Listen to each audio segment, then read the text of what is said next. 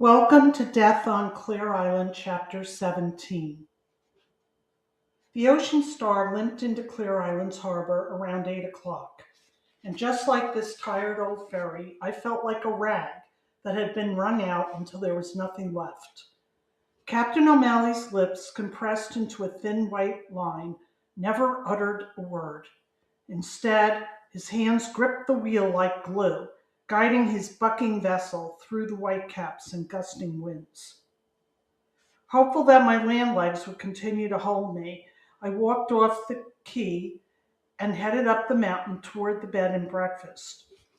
During my visit to the island before Matthew's death, I'd stopped in front of the Sea Breeze bed and breakfast often to admire the view of the beach and harbor. Several times I'd spoken to the owner, Mary Moran, about living on an island year-round. I liked her stories about the joys of waking to the view of the sea that stretched out to the coast. I also liked the resiliency it required to cope with isolation during the winter, when forceful, billowing winds often prohibited travel to and from the mainland. Mary and I had developed an instant camaraderie when we discovered that we both loved mysteries, especially Deborah Crombie's Kincaid and Gemma series. We promised to keep in touch via email. Further up the heights at the lighthouse, darkness surrounded Peter's place. He must have made it off the island before the winds picked up. But that was neither here nor there at the moment. I couldn't think of anything but sleep, and was happy to step over the threshold into Mary's cozy sitting room. A blazing turf fire burned in the grate. Mary and her husband Tom were sprawled in matching recliners, watching a special on RTE, the Irish television network. Then we chatted for a few minutes about the ride across and the winds. The forecast calls for winds over 135 kilometers tonight, Tom said as he bent forward and poked the turf sods.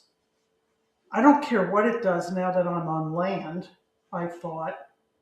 At least it will keep everyone inside, Mary said, including the drug smugglers. Then she shook her head. This island is getting like one of my mystery stories. Are you talking about Matthew Sumner's death? I asked. Both she and Tom nodded in agreement. I don't always sleep well, Mary continued, and a few times I saw him late at night on the beach. Maybe I really have read too many mysteries, but I'd swear I saw him flicking a flashlight on and off. Did you tell the police about this? The guards? No, they didn't talk to us. And what does it prove, really? Mary shrugged. Are you sure it was Matthew? Oh, yes, I'm certain. You couldn't miss that bleached blonde head of hair.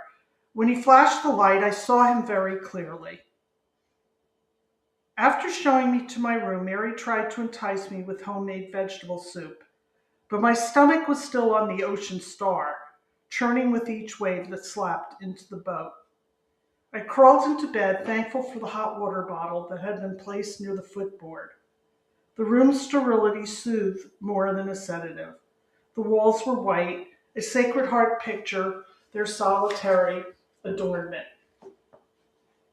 Sacred Heart pictures, with a list of family member names inscribed at their bases, are a common sight in Irish homes. It's a devotion to and belief in the Sacred Heart's protection of the home and family. Mary's guest room contained a twin pine bed, night table, and painted wooden chair. The chair served a dual purpose as it held my clothing. There was nothing in here to clutter my thinking either. I could leave all my worries, like unnecessary furniture, at the door. In the morning, feeling fresh and renewed, I was confident I'd find the answers to Matthew's death. And if I could find answers for that, perhaps I could find some in the search for my mother as well. In the meantime, I snuggled into the warmth of the bed and wrapped my arms around myself. I fell asleep listening to the symphony of leaves shimmying on bushes and the rise and fall of the wind. I woke the next morning around 6:30. It would be at least another hour, I knew, before any other creature in the house stirred. The sound of the wind had evaporated, and I saw patches of blue sky intermingled with scattered white clouds. So, the storm was over. I wished my life could be like the weather. One good storm once in a while to clear out the turmoil and worries, and then clear skies after that. I wondered at the moment what I might do with the rest of my life. Would I look back one day and wish I'd chosen a different path? Up until now, the choices had been easy. I didn't regret anything or any of the time spent with Dylan, but he was gone, and I wasn't sure that the past could be my anchor in the future. Dylan, my family, my background, and my past were all gone. Where was my Sacred Heart? Would finding my mother change any of that? Or would it all end in rejection? Should I spend my time creating a past or a future? And how linked were the two, really?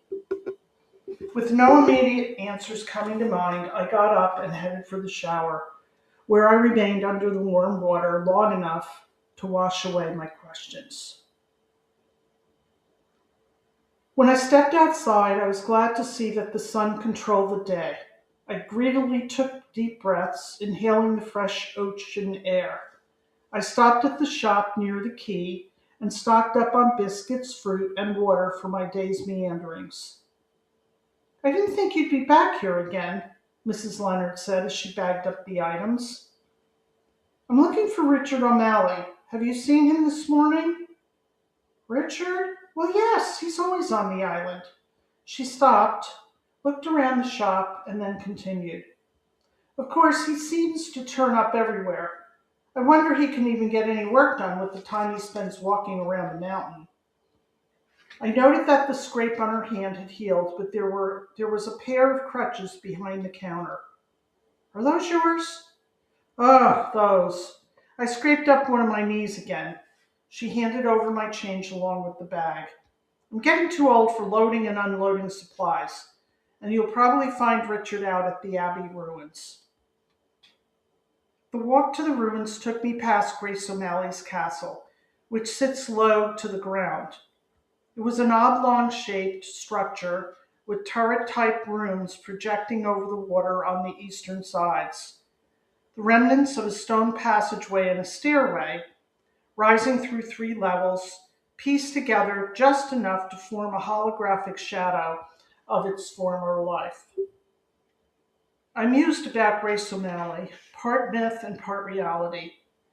She survived until she was 70, almost 400 years ago, and still hasn't been forgotten. Had she ever worried about her past? What kind of mother did she have that inspired her to shave her head and become a mercenary sea captain like the male members of her clan? Did her body repose beneath the now roofless halls of the Abbey on Clare Island? I also couldn't help wondering why Matthew didn't have any paintings of the castle in his studio. He certainly had the opportunity to do some while working on the island. I found Richard inside the Abbey's chancel. He wore gloves as he toiled on a slab of stone with his brushes. "Hello?" I said, as I stooped down to fit myself into his workspace. "I hope I haven't come at a bad time." "This is tricky work. Hold on a minute." He bent his head and body closer to the stone that he toiled over.